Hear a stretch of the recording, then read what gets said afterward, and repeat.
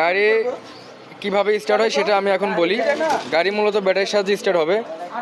Battery যখন আমরা গাড়ি ভিতর থেকে চাবি আমরা অন করলে সবার আগে ব্যাটারি থেকে পাওয়ারটা পাবে। ব্যাটারি থেকে যখন আমরা সেলফ মারবো তখন এই সেলফ মোটর কাজ করবে। সেলফ মোটর গ্যাট করে ঘুরবে মানে কি ইঞ্জিনকে ঘোরাবে, ইঞ্জিনের মধ্যে থাকা মেন কারেন্ট শিটকে ঘোরাবে।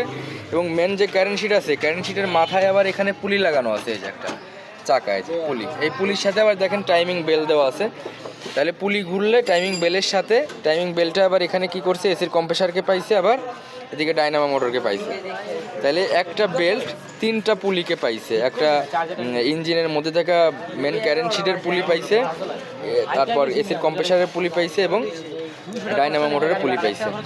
যখন এই টাইমিং বেলটা ঘুরে যখন বিদ্যুৎ উৎপন্ন হচ্ছে, ওই বিদ্যুৎটা এই যে এটার নাম হচ্ছে ডিস্ট্রিবিউটার। এই যে ডিস্ট্রিবিউটার কি করতেছে, ওই বিদ্যুৎটাকে আবার 4 ভাগে ডিস্ট্রিবিউট করে দিচ্ছে। এই যে একটা প্লাগের তারের মাধ্যমে, এবং এটার মধ্যে আছে প্লাগ, ছোটো ছোটো প্লাগের ভিতর দিয়ে যখন ইঞ্জিনের ভিতরে বিদ্যুৎ যাচ্ছে প্রপারলিভাবে, তখন ইঞ্জিন স্টার্ট হচ্ছে।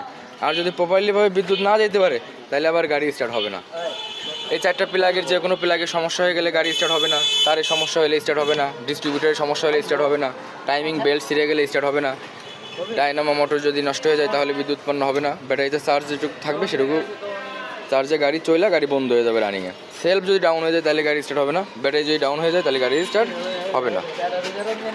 সো ভিউয়ার্স, এগুলোই ছিল স্টার্ট না হওয়ার কারণ, এবং যদি জ্বালানি না থাকে তাহলেও গাড়ি স্টার্ট হবে না।